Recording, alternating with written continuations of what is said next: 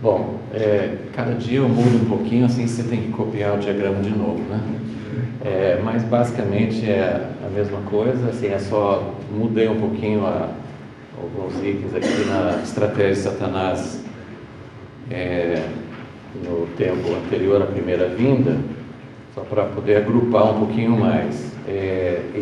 Nós vimos ontem que houve já desde o início duas linhagens, duas descendências. A descendência da serpente não é uma nova linhagem de demônios, mas Satanás, quando caiu, já levou um terço dos anjos. Mas essa inimizade entre a descendência da mulher e a descendência da serpente é uma descendência na própria humanidade, né? Satanás procura implantar a semente dele e contaminar a semente genuína. Deus fez o homem e a mulher à sua imagem, só que Satanás já entrou no Jardim do Éden implantando a semente maligna dele. Então, desde os primeiros filhos de Adão e Eva, nós já temos uma linhagem de Caim e uma outra linhagem de Sete. Então, existem estratégias de Satanás que visam toda a humanidade, como naquele tempo antes do dilúvio. Satanás estava visando toda a humanidade. E depois existem estratégias específicas contra aquilo que Satanás percebe como propósito de Deus. Então, quando Satanás percebe que Deus está chamando Abraão, que está prometendo um filho, né, houve um ataque específico contra Sara, porque é da mulher que vem um filho. Isso, no caso de Sara, era uma mulher específica. Também no caso de Maria, que teve Jesus, foi uma mulher específica, mas mulher também representa a nação, representa a igreja, então tem um significado simbólico. Eu estava ensinando sobre isso em Americana e alguém pegou só um pedaço, acho que de uma aula, que eu estava falando sobre a mulher que ainda precisa aparecer, ter um filho. A pessoa depois mandou um e-mail assim, mas como que é isso? Ainda vai ter uma mulher, vai ter um filho? Você pegar só um pedacinho da ideia fica meio estranho. Mas tem nesse caso aqui, ele vai atacar coisas específicas. Então, ele tem uma estratégia contra Sara.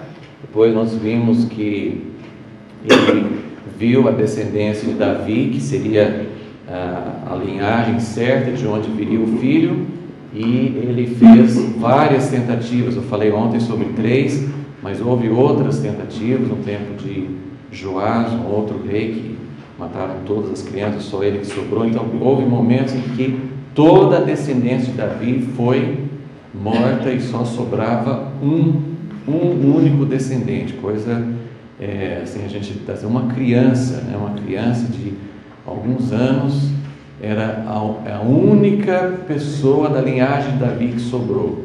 Então Satanás realmente fazia essa estratégia. Depois, no tempo de Esther, a tentativa de Amã de eliminar toda a nação de Israel. Antes então de começar, assim, já agora nesse ponto da primeira vinda de Jesus, eu queria ler com vocês em João, no Evangelho de João, capítulo 13, como Satanás age. Falei ontem, não coloquei na lousa novamente, mas está no seu esboço. Satanás tem duas linhas de ação, né? Tem aqui, nós vimos sim que tem várias formas de atacar toda a humanidade, atacar uma linhagem, atacar toda a nação de Israel. Então tem vários aspectos da estratégia de Satanás, mas de uma outra forma nós podemos dizer que ele usa duas estratégias, uma que é construir o seu reino paralelo, porque ele quer dominar a terra, ele quer ser o mandante, e então ele está edificando, construindo um reino paralelo. E isso a gente vê nos grandes, como Satanás é o príncipe do mundo, inevitavelmente os grandes impérios do tempo antigo e dos tempos mais recentes também, os grandes impérios onde tem muito poder secular, muito poder nos governos, Satanás vai usar. Existem algumas exceções, poucas exceções, de pessoas que chegam no poder e não se tornam instrumento de Satanás, né? Depois nós vamos falar um pouquinho mais sobre isso, mas os grandes impérios como o Egito, Babilônia, Roma, né, faziam parte de uma estratégia de Satanás de construir o reino paralelo dele. Então isso é fora do povo de Deus, é fora da nação de Deus.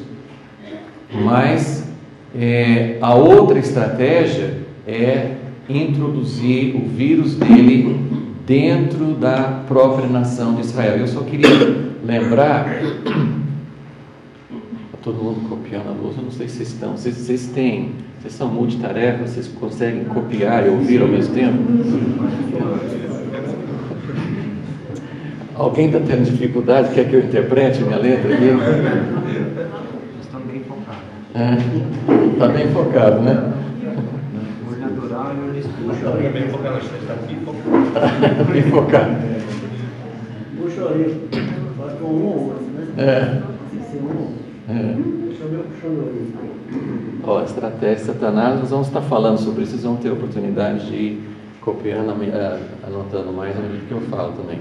Mas eu queria só comentar essa questão do vírus. Eu falei ontem sobre um grande exemplo clássico, foi naquela ocasião de Acabe e Jezabel, que já veio Jezabel de uma outra nação, casou com Acabe, então trouxe o vírus de lá para o casamento com Acabe, e depois Josafá achou que estava fazendo... a Bíblia não fala, Josafá era uma pessoa muito pacífica, muito cordata, muito amigável, e os cristãos muitas vezes têm essa ideia assim, corretamente, que nós não devemos ser pessoas violentas, não devemos ser pessoas bélicas, agressivas, né? Mas às vezes com isso a gente se abre, porque contra Satanás nós temos que ser agressivos mesmo, nós temos que ser radicais contra a linhagem da descendência da serpente. Jesus não era contra as pessoas, mas ele podia falar, como João Batista falava, ele podia falar rasgado, filhos do diabo, e ele não fazia trégua, ele não ficava assim alisando, ele falava muito abertamente que aquilo ali era uma coisa nociva, e ou a pessoa tinha que aceitar isso e tomar posição, ou acabava se alinhando mesmo com o lado errado.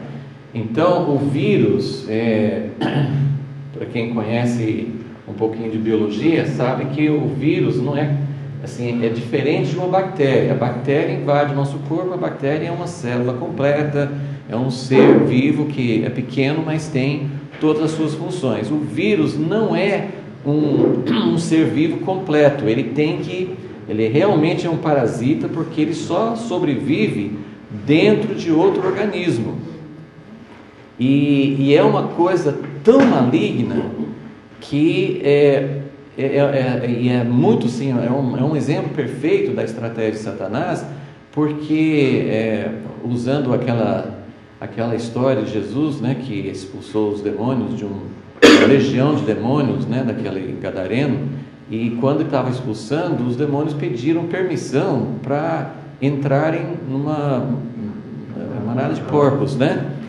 E eu sempre ficava pensando, por que eles queriam entrar nos porcos? Porque o que eles fizeram com os porcos? O que eles fizeram com os porcos? levaram tudo para o precipício para morrer. Então é exatamente isso que o vírus faz. Ele não sobrevive fora, mas ele entra dentro do organismo, ele mistura o DNA dele com o DNA da célula que ele está invadindo, e ele faz isso para matar o hospedeiro dele, né? Ele não vai proteger o hospedeiro, ele entra para matar. Então foi exatamente isso que aconteceu com a linhagem, com a filha de Jezabel, né? Ela casou com um descendente de Davi e depois ela matou os próprios netos dela, da própria linhagem dela, para manter o poder. Então a contaminação de Satanás, o que Satanás faz na nossa geração é exatamente isso. Ele entra, mas é para matar. Então em João capítulo 13 tem um exemplo desse vírus que entrou em um dos 12 discípulos de Jesus. E mais uma vez eu não estou tentando decifrar o grande enigma que nós não sabemos por que uma pessoa se torna parte da linhagem de Satanás. Jesus sabia desde o início que Judas iria traí-lo, mas eu só queria mostrar no capítulo 13 de João, nós temos 2 passos nessa perdição de Judas. João 13, versículo 1, antes da festa da Páscoa, sabendo Jesus que havia chegado sua hora de passar deste mundo para o Pai, e tendo amado os seus que estavam no mundo, amou-os até o fim. Enquanto ceavam, o diabo já havia posto no coração. Então aqui nós temos o primeiro passo.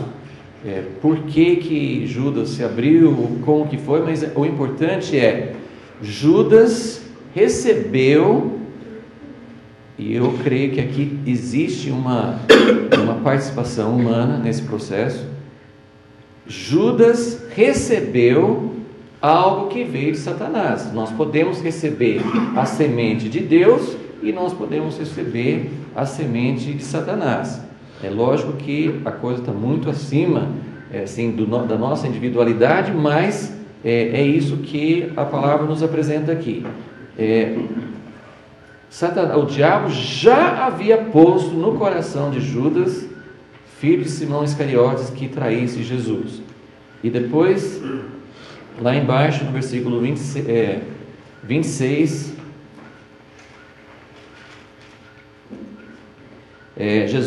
alguém estava perguntando: Senhor, quem é que vai trair? Jesus respondeu: é aquele a quem eu dei um pedaço de pão molhado.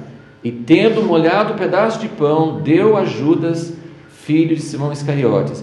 E logo que comeu o pedaço de pão, Satanás entrou nele. Então aqui a gente, assim, isso aqui é uma descrição de como esse processo do vírus entrar. E o que aconteceu com Judas?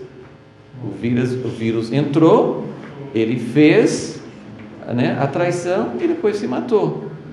Então, assim, é isso que Satanás quer fazer. Ele entra, corrompe e depois mata, né? Então, só que, como nós vimos, sempre parece que Deus está perdendo a batalha, mas na verdade Ele não está perdendo. Então, isso aqui é a primeira coisa que acontece, né, nessa nova etapa da história e da estratégia de Deus e Satanás. Ele procura matar Jesus. Então isso foi, tem outros textos que falam assim, que o príncipe desse mundo tentou matou Jesus, né? E agora eu quero ler com vocês, tem vários textos sobre isso, mas vamos ler em Colossenses 2, só para a gente ter esse fundamento bíblico de que na morte de Jesus ele realmente pisou na cabeça, esmagou a cabeça de Satanás. É importante a gente entender isso. A história vai continuar, mas precisamos entender que o grande propósito de Deus, Deus preparando a história, Deus preparando uma nação, é tão significativo isso, que Deus não podia simplesmente, como eu falei ontem, se Deus ia vencer Satanás através de uma mulher e um filho, por que ele não arrumou essa mulher logo e não teve esse filho logo e evitou anos e anos de tragédia e dificuldade da história humana? Mas Deus, o propósito de Deus realmente é muito mais profundo, muito mais complexo do que a gente imagina e logicamente perfeito, tem uma razão para isso. Então, depois de toda a história, toda a preparação, tudo que precisava acontecer, finalmente Jesus veio e realmente nós podemos dizer que a morte na cruz foi a serpente ferindo o calcanhar dele. Toda essa morte física, tudo que Satanás fez com Jesus foi só uma ferida no calcanhar. Mas Jesus, pela morte, destruiu aquele que tem o poder da morte. Então ele realmente esmagou a serpente. Em Colossenses 2 diz o seguinte, versículo 13: E a vós, quando ainda estáveis mortos nos vossos pecados e na incircuncisão da vossa carne, Deus vos deu vida juntamente com ele, perdoando todos os nossos pecados, apagando a escrita de dívida que nos era contrária e constava contra nós em seus mandamentos, removeu-a do nosso meio, cravando-a na cruz, e tendo despojado. Então, ontem nós terminamos falando sobre esse espetáculo que era Jesus na cruz, essa profecia de Isaías mostrando que isso era uma cena tão terrível que as pessoas viravam a cabeça, não queriam ver a morte de Jesus na cruz. Não tinha beleza, não tinha atração. E no entanto, isso que é maravilhoso no plano de Deus, porque esta cena que é horrível, que é comovente, que é difícil de você ver, não sei vocês, mas aquele filme, né, A Paixão de Cristo, sim, é difícil ver, assim, quase não dá para assistir, porque é muito difícil ver aquele sofrimento, é muito difícil olhar para aquilo, é muito difícil sentir o tanto que ele sofreu. Então é uma derrota, é uma vergonha, é um sofrimento incalculável. E lembrando que o sofrimento de Jesus, o maior sofrimento de Jesus não foi ali, você sabe disso, né? Assim, foi durante esse período, mas não foi aquele sofrimento físico. O maior sofrimento de Jesus foi a separação de Deus, a angústia de estar carregando todos os pecados, tudo que a humanidade fez, ajunta toda a história, desde Adão até o tempo dele e o futuro também, porque Jesus carregou os pecados já cometidos e ele carregou os pecados ainda não cometidos. Misericórdia, os meus pecados. E como o Roberto falou ontem, alguns de nós talvez não tenhamos cometido assim, pecados tão evidentes, tão absurdos, mas o pecado dentro de nós é o mesmo pecado daquele que fez aquele ato. Então os meus pecados, os seus pecados são tão escabrosos quanto os piores criminosos que já pecaram na face da terra. Então ele carregou todos esses pecados sobre ele, esse sofrimento. E como eu tento imaginar que a gente não sabe o que é a verdadeira felicidade. Nós não sabemos o que é a verdadeira felicidade, porque a verdadeira felicidade é a perfeita união que existe na Trindade. Isso é a perfeição. Tudo que nós temos aqui, né, tem aquela famosa, o famoso pensamento, né? Jesus, eu quero que o Senhor volte, mas eu não casei ainda, o Senhor podia voltar depois que eu tivesse essa experiência, né? Eu ainda não tive um filho, eu não tive um neto. assim, a gente pensa assim, em experiências que a gente não teve ainda. Jesus amado, nós não sabemos o que é a verdadeira experiência de felicidade. Se Jesus voltar hoje e você não tiver essa ou aquela experiência, você não está perdendo nada, porque a experiência verdadeira é essa união que Jesus tem com o Pai. Isso é a verdadeira experiência. Não existe as outras coisas, né? Se alguém não teve a oportunidade, leia aquele livro de C.S. Lewis, O Grande Abismo, né? Porque ele mostra assim que tudo que tem nessa terra é uma coisa, é um fantasma, não é sólido. E a vida eterna é tão sólido que quem não tem a verdadeira vida com Jesus não consegue nem pisar na grama lá, que é tão sólido, que é tão real. Então a gente pensa que isso é real e que o céu é uma coisa meio vaga, meio um fantasma, uma coisa assim etérea, mas gente, a verdadeira vida é a vida que nós vamos herdar com Jesus, né? Então Jesus já tinha essa vida. Jesus, como fala em Filipenses 2, ele não estava almejando, ele não estava dizendo, eu quero chegar lá. Jesus saiu de lá, ele saiu da perfeição, ele saiu da união, da realização, de tudo que é perfeito. Ele nunca, e quando a gente fala nunca, nossa cabeça não entende o que é eternidade, mas ele nunca viveu em separação daquela verdadeira felicidade. O que ele não conhecia era a separação de Deus. O que ele aprendeu, que a Bíblia fala que ele aprendeu, ele se aperfeiçoou, porque ele nunca tinha vivido uma vida de separação de Deus. Então, por isso, eu tento imaginar o que Jesus sofreu nesse momento. A gente fica pensando, quando ele orou, Pai, passa de mim esse cálice. A gente fica pensando, ele estava imaginando a dor da morte, a dor da tortura, da crucificação. Sim, possivelmente, mas tinha algo muito, muito mais sério do que isso, que foi o que ele passou. Então, nesse sofrimento, em toda essa cena, né, como nós falamos ontem, ao mesmo tempo que era desprezível, horrível, sem beleza alguma, uma repulsa de olhar para aquilo, era a maior beleza que Deus podia mostrar. Era uma coisa maravilhosa, linda de se contemplar.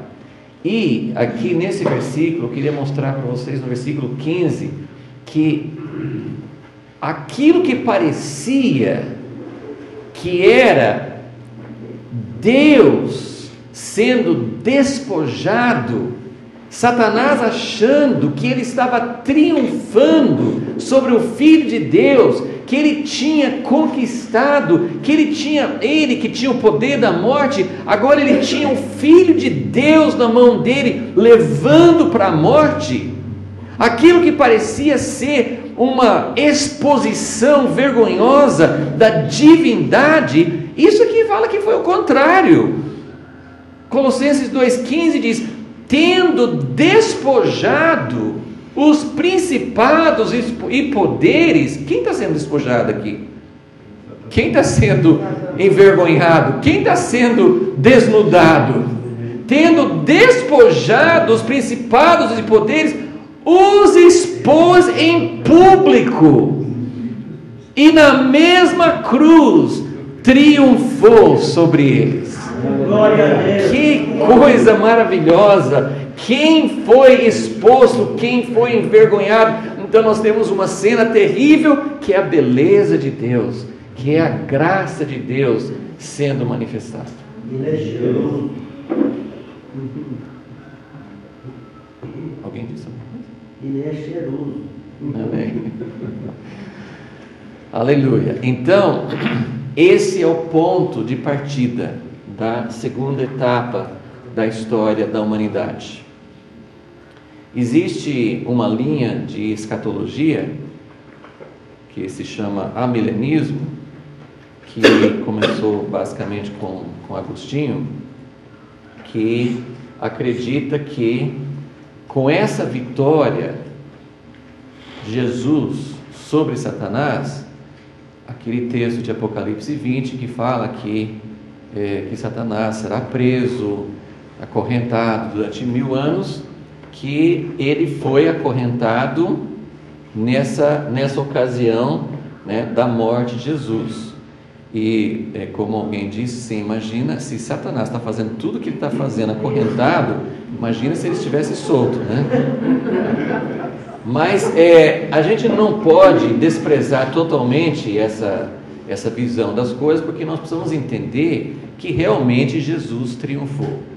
Então, o fundamento dessa visão, eu não concordo com essa ideia, assim, eu vejo de uma forma diferente em relação àquilo que Apocalipse 20 está mostrando, mas a gente precisa realmente entender que Satanás foi definitivamente vencido, né? Em Hebreus 2 fala assim que ele, pela morte, venceu aquele que tinha o poder da morte.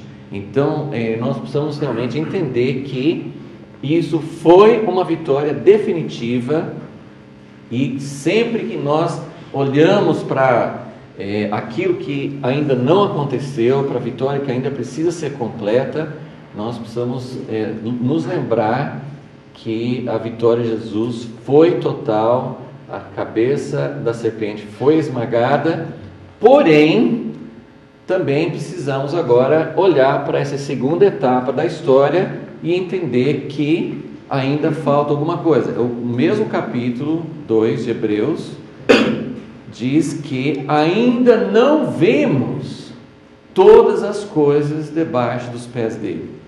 Então, nós precisamos agora olhar para esse segundo momento da história e entender o que precisa acontecer. Uma primeira observação importante é que no Velho Testamento, quando os profetas viam e falavam da vinda de Jesus, em muitas e muitas ocasiões, eles viam as duas vindas como se fossem uma só, né? Até aquele texto que a gente leu em Isaías 9, fala do menino que nos nasceu, que nos foi dado, mas logo em seguida já fala do reino eterno, que ele seria o rei sobre esse reino eterno, que não aconteceu na primeira vinda.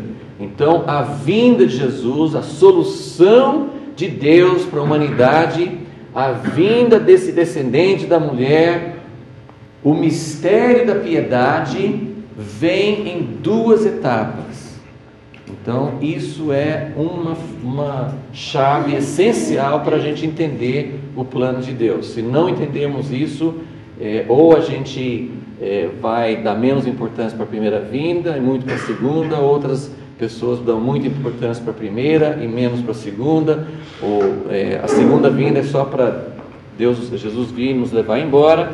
Então precisamos entender que realmente existe algo que falta acontecer, né? Aliás, nós tem várias revistas aqui que podem te ajudar. Tem duas revistas que falam não exatamente esse assunto que estou falando sobre Satanás, mas que falam sobre a grande batalha, a grande mentira, e outra fala sobre a igreja que vai surpreender Satanás.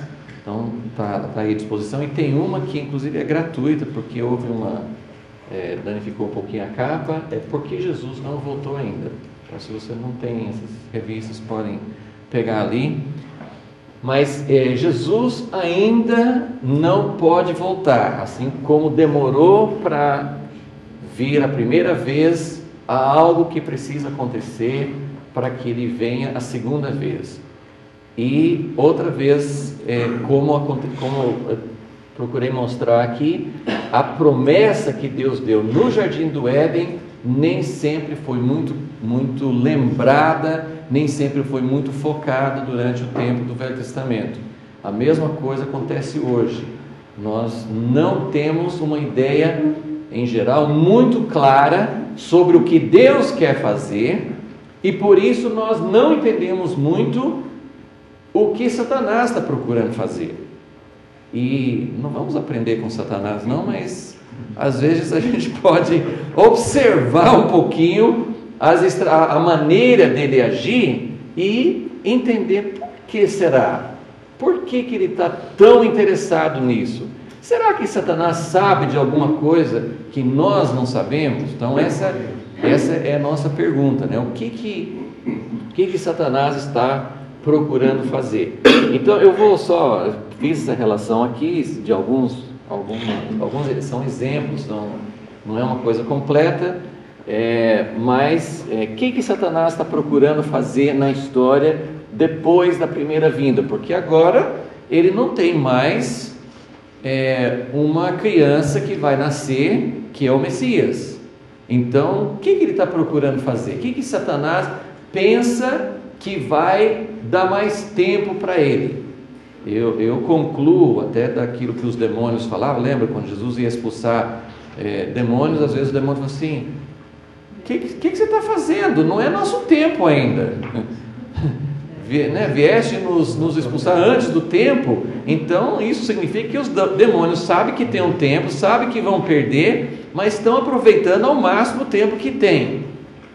Então Satanás tem uma ideia do que vai acontecer e ele está focado em alguma coisa. Isso que a gente precisa entender. Eu tenho chegado à conclusão que a gente não sabe muito sobre o que Deus está procurando fazer. Claro que à medida que o propósito de Deus vai ficando mais claro, entendemos mais e mais o que precisa acontecer, o que Deus está procurando, mas nós precisamos ter isso cada vez mais apurado. Mas vamos só olhando para a história rapidamente, sem pensar nos textos que eu vou mostrar, que a gente percebe que Satanás foi fazendo durante a história, né?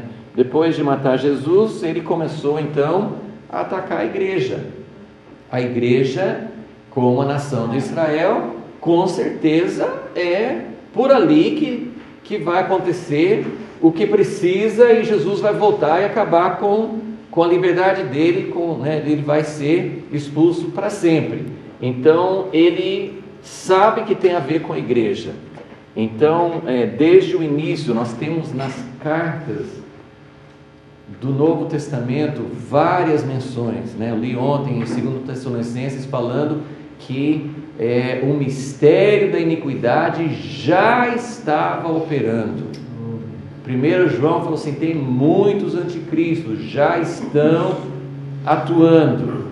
Então nós temos vários indícios. O próprio Colossenses está lutando contra as coisas que contaminavam a igreja, Gálatas lutando contra legalismo, Colossenses contra filosofias. Então nós temos várias influências já entrando. São os vírus, são as contaminações, são as coisas que vêm de fora da igreja, não são a semente pura, não são a descendência pura que Deus plantou, como aquele texto que o Roberto leu em Jeremias 2. Deus fala assim: eu plantei uma semente genuína. Deus está falando assim: eu sei a semente que eu plantei, eu sei que foi uma semente genuína.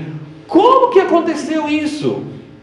Aí você tem duas coisas. Você tem o joio que é plantado junto com o trigo, que vai sufocando, mas existe uma mistura de casamento. Por isso que no Velho Testamento tinha aquela ordem: não pode casar com pessoas.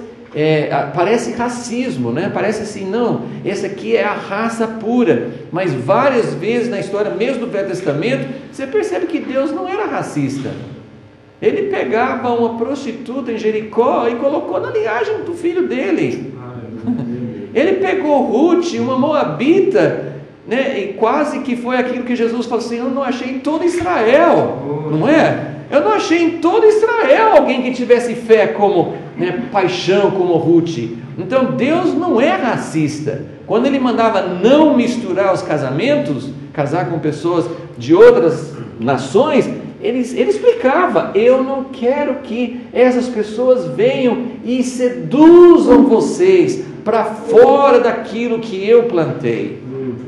Então, ele começa a contaminar a igreja. De onde vem? De onde vem o gnosticismo? Vem dos gregos, vem de outras filosofias, entra na igreja, começa a incorporar, fazer parte da teologia da igreja. O legalismo é dentro da própria sequência dos judeus, como Pedro mostrou toda aquela sequência de como o sacerdócio levítico foi se contaminando. O legalismo é uma contaminação de dentro mesmo, não é nem de uma outra nação. É uma contaminação que vem de dentro. Então essas contaminações entraram na igreja desde o início. Satanás está fazendo tudo possível para impedir alguma coisa. O que ele quer impedir? O que ele quer impedir? Durante isso é uma coisa mais recente, mas do século XIX para cá, veio uma ideia escatológica de que não precisa acontecer nada. Não precisa acontecer nada na igreja. Jesus vem, arrebata a igreja do jeito que está. Não tem problema nenhum. Quem vai enfrentar o anticristo são os judeus. Não tem problema, leva a igreja embora. O mundo vai ficar com o diabo mesmo. Isso não é a visão verdadeira. Isso levou a igreja a não ter uma visão do que precisa acontecer. E é isso que Satanás quer. Durma sem azeite mesmo, pode pegar no sono, não tem problema. Quando o noivo vem, a gente vai estar aí. Isso foi um grande engano, uma coisa que contaminou. Mas voltando aqui no início, eliminou os apóstolos que tinham a revelação. Aí começa a organizar a igreja, estruturar a igreja sem revelação. O mistério que Paulo falava, aquilo que Deus tinha mostrado, começa assim rapidamente a sair. Paulo estava vendo que os judeus e gentios formavam um só corpo, e ele estava lutando para que os gentios entrassem. Os gentios entraram e deram um chute nos judeus. Agora nós não precisamos de vocês são os rebeldes, vocês que mataram Jesus, expulsaram os judeus. E Satanás, ele está atento, ele conhecia Romanos 11 melhor do que a igreja. Romanos 11 está falando que não tem plenitude sem os judeus. Então ele está procurando eliminar os judeus, tirar fora do corpo, e depois ele quis matar. Como eu falei ontem, se você pegar a história de Jerusalém, ou a história dos judeus, qualquer livro, qualquer relato histórico, nem por pessoas, não precisam ser pessoas que tenham revelação dos propósitos de Deus, estude a história dos judeus, você vai ver um propósito implacável, ele está ali focado, muito focado. Precisa acabar com os judeus, precisa acabar com Israel, precisa tirar a contribuição dos judeus para a igreja, precisa tirar tudo isso fora. Ele atua com perseguição, né? Perseguição faz parte do propósito de Satanás. Agora, nós entendemos que a perseguição faz muito menos mal do que a contaminação por dentro, não é verdade? A perseguição nunca prejudicou a igreja. Eu não sei se Satanás aprendeu com isso, acho que não, porque as estatísticas mostram que no século XX tem havido mais perseguição, mais mártires do que em todas as outras épocas da história. Então acho que Satanás não está aprendendo nada com isso, mas ele não se limita a isso, ele tem outras estratégias, né? Bom, indo mais para frente, aí nós temos, eu não coloquei aqui, mas nós podemos dizer que houve essas invasões de filosofias, de pensamentos, e houve também aquilo que, com certeza, toda aquela história com Jezabel e com a filha dela, o casamento errado, com certeza é uma figura do casamento da igreja com o Império Romano, com todo o sistema, com o poder, né, que aconteceu naquela época, mas isso vem se repetindo, né? os evangélicos, os protestantes, olham muito para a história da Igreja Católica. Primeiro, sim, a igreja dos primeiros séculos são as nossas raízes. Não adianta alguém olhar e falar assim, isso foi a Igreja Católica. Nossas raízes, isso aí é a nossa história. Amém, irmãos? E outra coisa que os protestantes, os evangélicos repetiram toda a história de novo, né? Então não temos nada para falar, porque nós, assim, os próprios reformadores casaram com o Estado na Alemanha, na Escandinávia, na Inglaterra e tudo mais, né? Então esses casamentos, essas alianças erradas.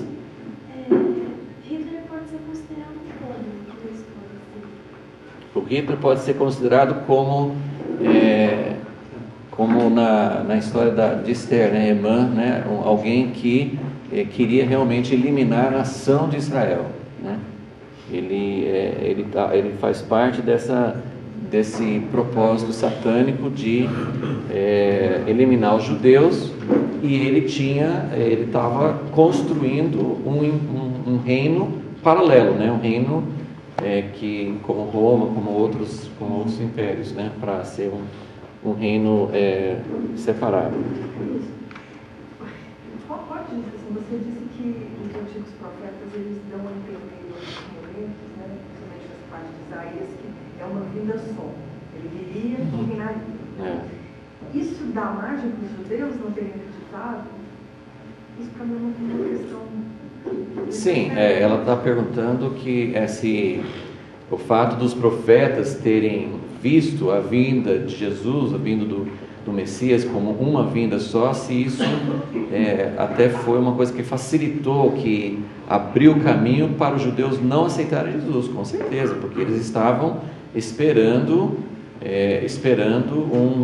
um rei.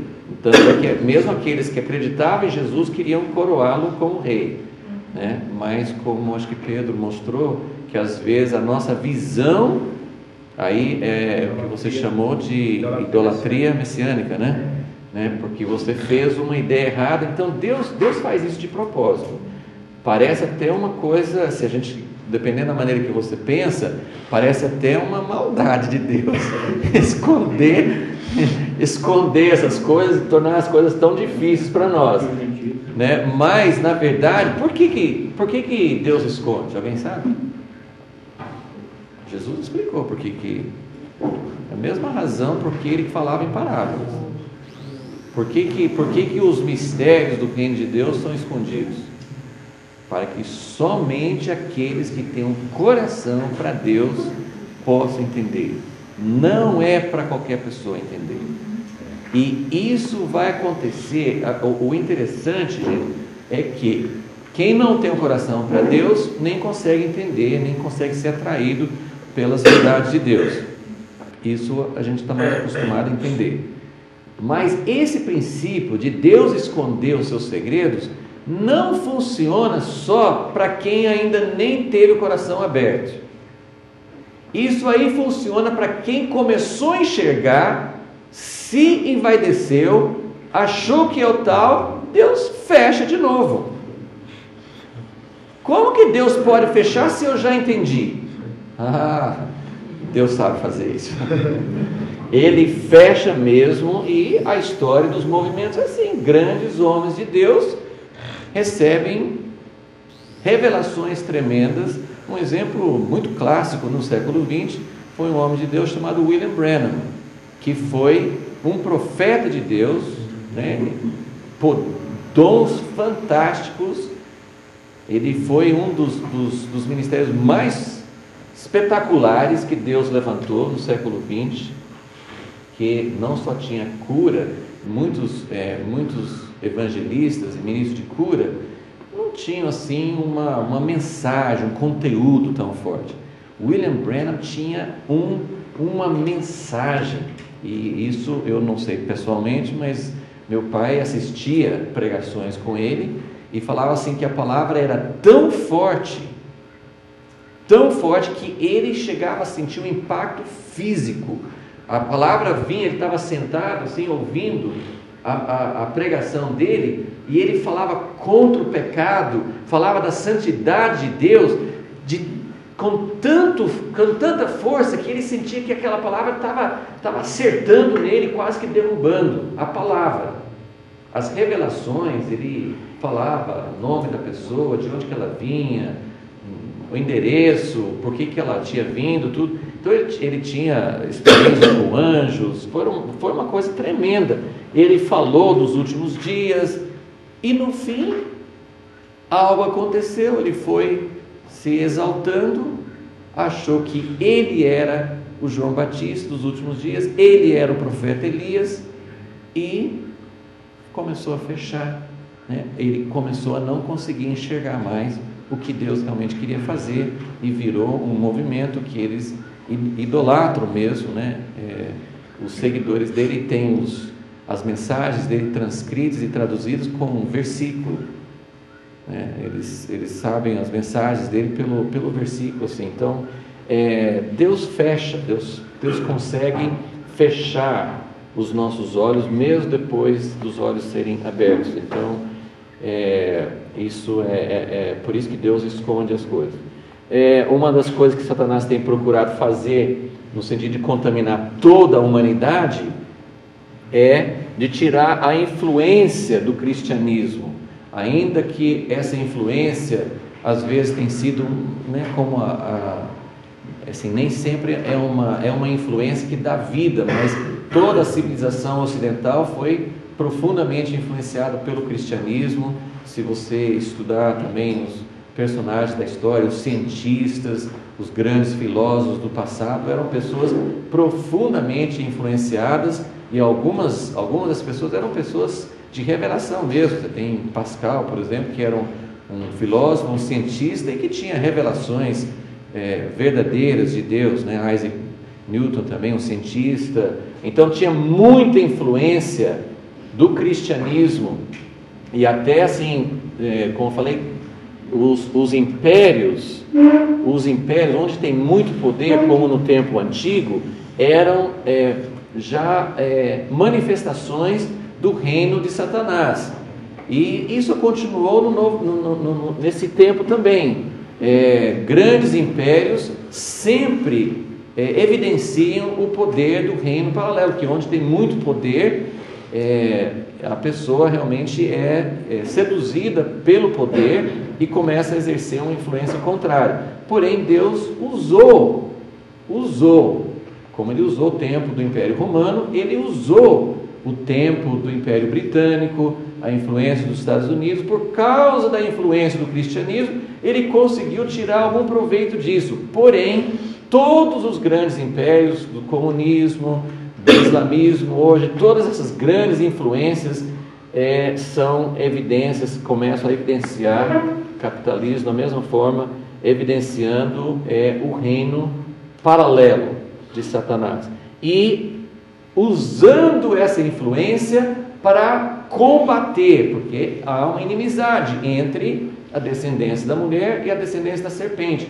e a descendência da serpente está infiltrada em todos esses lugares de influência. Então nós temos visto aí, os livros do Francis Schaeffer são muito bons para mostrar como a influência do cristianismo foi sendo eliminada, e como foi sendo substituído por humanismo e por outras coisas, e nós estamos chegando a esse ponto onde os países da Europa, dos Estados Unidos, que eram símbolos do cristianismo, hoje nós estamos vendo absurdos onde não se pode falar o nome de Jesus, não se pode falar abertamente de Cristo, porque senão acham que está procurando obrigar os outros a seguir a sua ideia. Então ele está tirando das faculdades, né? Isso é uma coisa muito forte no nosso tempo atual, destruindo a família. Satanás sabe o quanto que a família é importante para os propósitos de Deus, sabia disso muito antes da igreja começar a focar mais na família. Isso que eu falo assim, Satanás ele está lá antes de nós, da igreja perceber o quanto que a família é importante, quanto que a igreja devia defender a família e lutar em favor da família, Satanás já estava muito tempo trabalhando para minar a família de todas as formas possíveis, pelo divórcio, pela forma de criar os filhos e tudo mais, né? E isso ele está fazendo para tentar contaminar a juventude e destruir assim a mente, a abertura para as coisas de Deus de toda uma geração. Então são exemplos, né, exemplificações de como Satanás tem agido na nossa era para combater. Então agora vem a pergunta. Tem várias coisas que nós podemos dizer que fazem parte do objetivo de Deus, assim como tinha um objetivo para a primeira vinda, tem um objetivo para a segunda vinda. Será onde que nós vamos achar na Bíblia uma definição ou uma descrição, de alguma maneira, como que nós vamos achar algo que nos mostre melhor o que é que Deus está querendo e o que Satanás está tentando impedir? Porque nesse primeiro tempo estava muito claro, tinha que vir o filho, tinha que nascer de mulher a criança que seria Deus em carne. Agora, o que Deus está querendo fazer, se não é como eu falei assim, que Jesus pode vir e levar a igreja embora e não tem importância de que jeito que a igreja está? Se isso não é verdade, o que precisa acontecer? Aonde está? Onde nós encontramos? E lembre-se, vai ser um pouco difícil de achar. Não vai ser uma coisa muito assim, escancarada, não vamos achar assim, claro, está muito evidente aqui. Depois que identificamos, você começa a ver que realmente está em muitos outros lugares. Mas para achar, às vezes, é um pouco difícil. Então, já vou sem fazer vocês sofrerem mais, ou se talvez vocês já sabem onde eu quero chegar, mas vamos lá para o último livro da Bíblia, porque devemos achar alguma coisa no livro de Apocalipse para nos mostrar. Deus mostrou para João como a última parte das Escrituras Sagradas, muitas coisas que nós precisaríamos saber para o tempo do fim, ok? E eu considero que esse capítulo de Apocalipse, que eu não falei qual é ainda, né? Tem um capítulo no livro de Apocalipse que eu considero como um capítulo muito, muito importante. Lógico que todas as coisas são importantes, mas esse capítulo, em um capítulo só, que nem sempre os capítulos são bem divididos, mas em um capítulo só, esse texto, essa parte da visão de João, é algo que mostra com muitos detalhes e com muita clareza, embora seja uma visão cheia de figuras, mas mostra com muita clareza.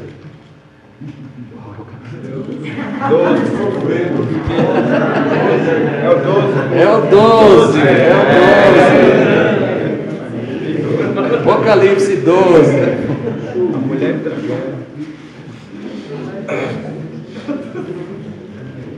E o que nós encontramos em Apocalipse 12? Uma mulher. E o que mais além de uma mulher? Um filho. Uma mulher de novo. Um filho de novo. Antes de ler esse capítulo,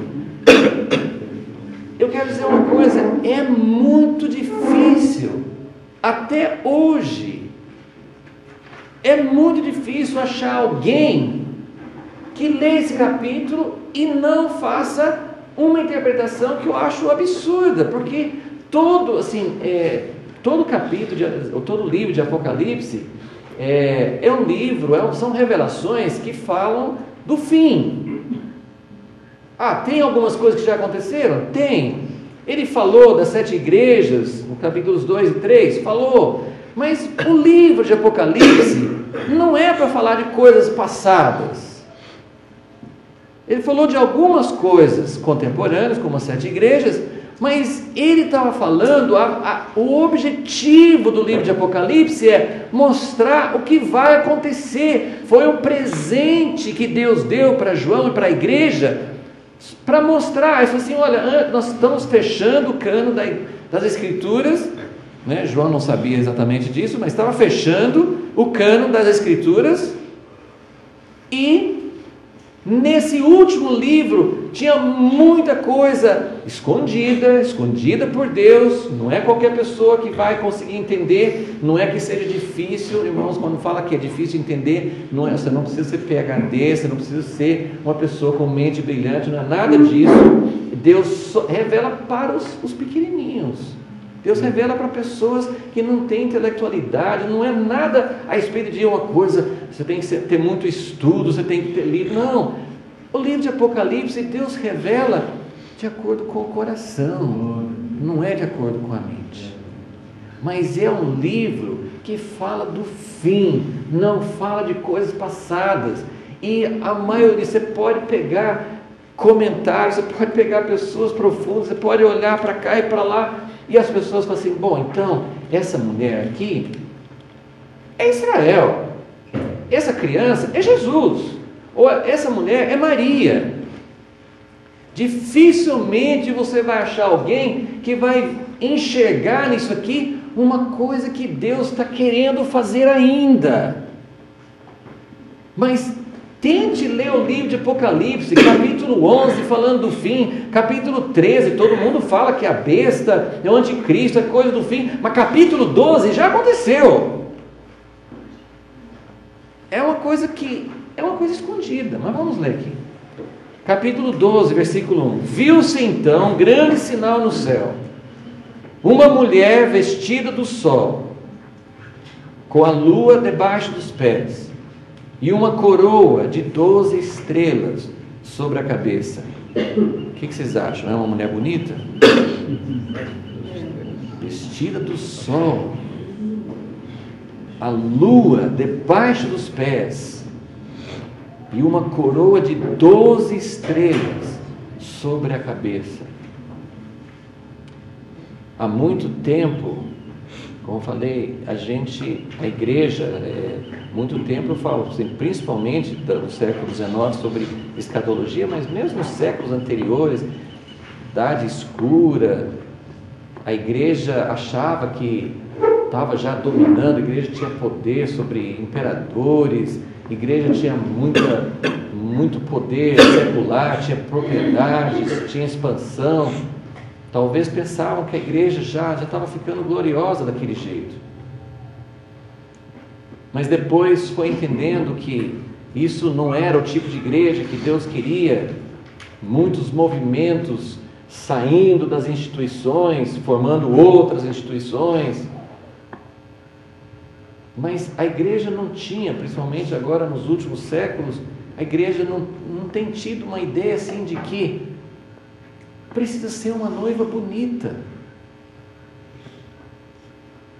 Em Isaías 53, no final do capítulo 53, fala que esse servo sofredor, esse Jesus que sofreu ali, diz que ele verá o fruto do sofrimento dele e ficará satisfeito.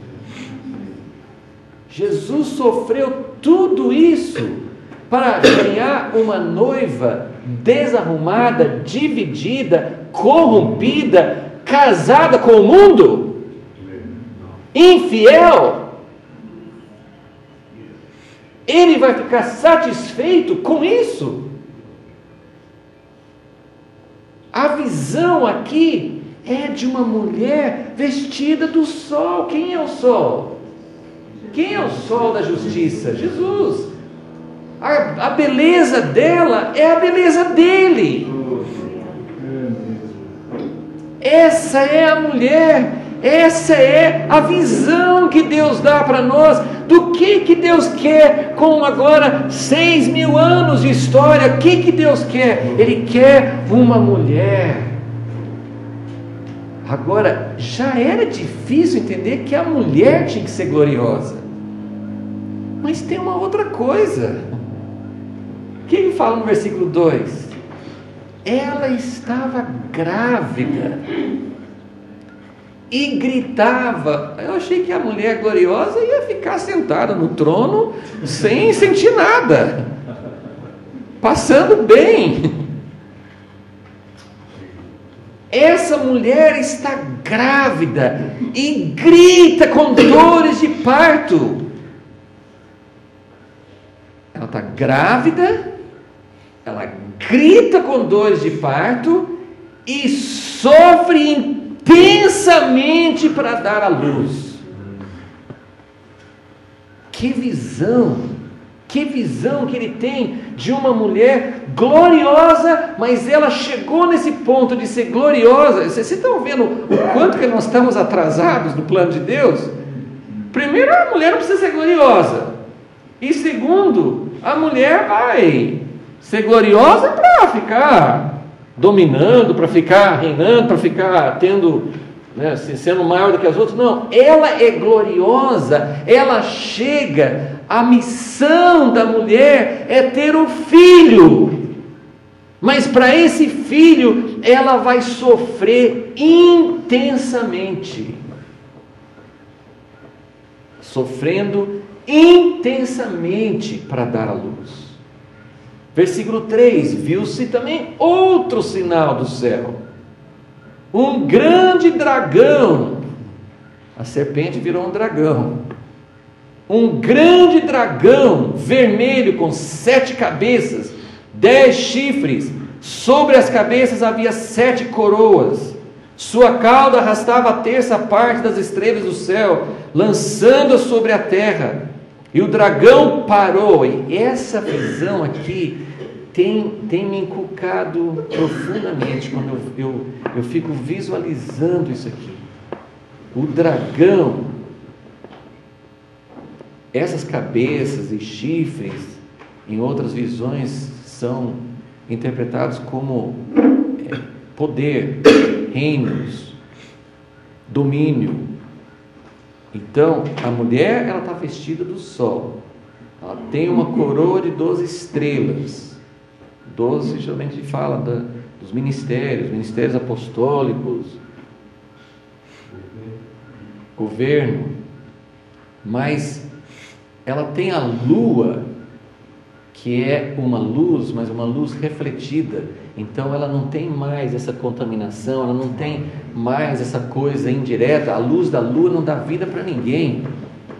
Tem nenhuma planta que consegue fazer nada com a luz da lua. A luz da lua não é uma luz viva. Então ela tem essa influência debaixo dos pés, mas ela está vestida do sol. Agora o dragão, com todo o poder que ele tem sobre a terra, ele está preocupado com a mulher. Ele está preocupado com a mulher. E essa visão mostra o dragão parando na frente da mulher, porque ele sabe, se a igreja não sabe, ele sabe que precisa e que vai nascer uma criança dessa mulher. E ele está preocupado, e isso aqui é por minha conta, mas durante toda a história, ele está lutando para que a mulher não chegue nesse ponto. Isso aqui a visão não fala disso, mas eu diria que o dragão, ele lutou durante toda a história para que a mulher não chegasse a esse ponto que ela chegou. Só que nesse ponto da visão, a mulher chegou lá. Mas ele sabe que tem uma outra coisa, porque ele não quer que a mulher chegue lá, porque ele não quer que aconteça isso aqui, porque isso aqui é o fim dele. O filho que vai nascer. O filho que vai nascer. Então ele está, eu quero que vocês visualizem isso aqui no versículo 4. O dragão parou diante da mulher que estava para dar à luz, para devorar-lhe o filho. assim que nascesse. Ele está posicionado, ele está focado nesse ponto, porque ele sabe que esse filho, assim como ele sabia e queria que Herodes matasse todas as crianças para que o filho não viesse, ele sabe que esse filho vai significar o fim dele. Versículo 5: então ela deu à luz um filho, um varão, que dominará todas as nações com cetro de ferro. Seu filho foi arrebatado para Deus e para o seu trono. Vamos só ler até o final do capítulo para vocês, se vocês não lembram de toda a história aqui, para vocês verem a visão completa. A mulher fugiu, versículo 6, para o deserto, onde já havia um lugar preparado por Deus, para que ali fosse alimentado durante 1260 dias, são 3 anos e meio. Então houve guerra no céu. Miguel e seus anjos batalhavam contra o dragão, e o dragão e seus anjos reagiam, mas estes não prevaleceram, perderam seu lugar no céu. Já começou. O filho varão nasceu, né? E essa guerra, quanto tempo será que Miguel e seus anjos estão batalhando contra o dragão? Sempre tem havido guerra. No tempo de Daniel estava tendo guerra, para Gabriel chegar lá e falar com foi Gabriel ou Miguel que chegou para Daniel? Para Daniel, em Daniel 9. Miguel? Então, agora Gabriel? Mas não fala o nome. Então, mas houve, ele fala que houve, depois do capítulo 10, ele fala que houve guerra, houve oposição para que não chegasse. Então, guerra no céu tem, assim, sempre houve. Mas o que aqui está mostrando é que quando o filho varão nasce, algo acontece no mundo espiritual que vira a guerra contra o dragão. Miguel e seus anjos conseguem vencer o dragão e seus anjos, e não foi mais achado, eles perderam seu lugar no céu. Foi expulso o grande dragão, a antiga serpente, chamada Diabo e Satanás, que engana todo mundo. Ele e seus anjos foram lançados à terra. Então, nós temos que ver, Jesus venceu sobre Satanás. Ele está sentado, a Bíblia diz em vários lugares que Jesus está sentado à destra de Deus, fazendo o quê? Gabriel que falou com Daniel, né? E depois em outro lugar fala que Miguel que estava lutando, né? Miguel que luta, né? E Gabriel que foi falar com ele, né? Então, Jesus está sentado à destra de Deus, fazendo o quê? Está intercedendo, mas ele está esperando. O que ele está esperando? Ele está esperando que todos os seus inimigos sejam postos debaixo dos seus pés. Então, isso nós precisamos entender. A vitória de Jesus foi completa? Foi. Mas ele está esperando. E Satanás está esperando e está fazendo tudo o que ele pode para que não chegue esse momento. Então, tem um momento muito dramático. Sabemos que a segunda vinda é o momento mais dramático de toda a história. E para que isso possa acontecer, tudo que nós estamos lendo nesse capítulo 12 precisa se tornar realidade. Então, o dragão e seus anjos, de repente, a batalha que está meio estagnada, que está meio parada ali, de repente muda. E Miguel e seus anjos conseguem expulsar. Aqui não fala que o filho varão lutou com Miguel, mas tem uma uma sequência muito clara, que o filho varão é arrebatado para o céu e de repente a batalha muda, algo muda nos lugares celestiais e o dragão é expulso.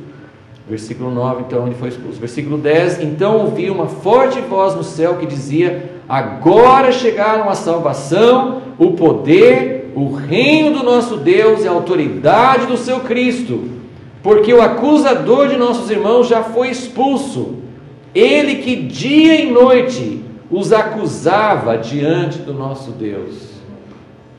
Tem alguém acusando você, dia e noite. Ainda bem que nós temos um intercessor também, né? Dia e noite também intercedendo por nós, mas algo precisa mudar essa situação. E aqui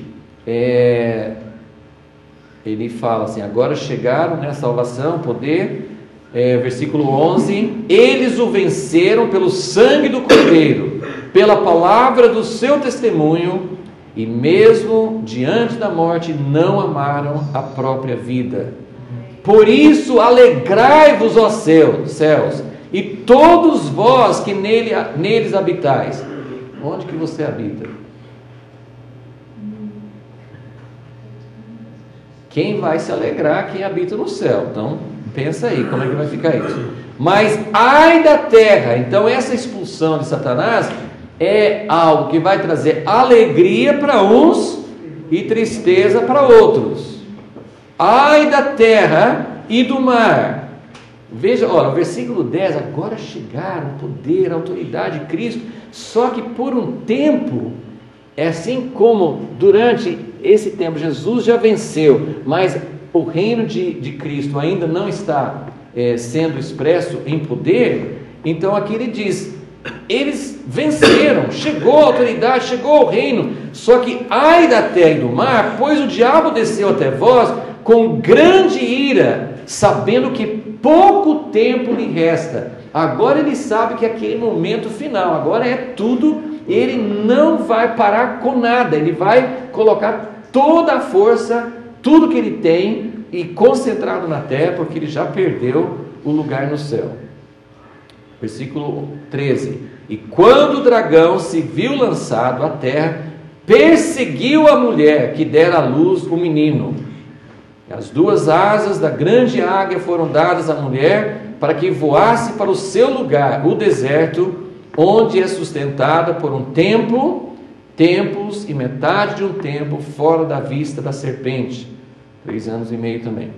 Então de sua boca a serpente lançou atrás da mulher água como um rio, para que ela fosse arrastada pela corrente. Mas a terra socorreu a mulher, abrindo a boca e engolindo o rio que o dragão lançara da boca.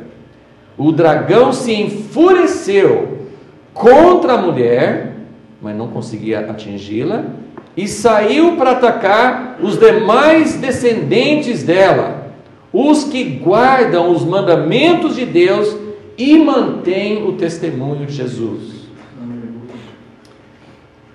Então, aí está tudo que nós precisamos saber.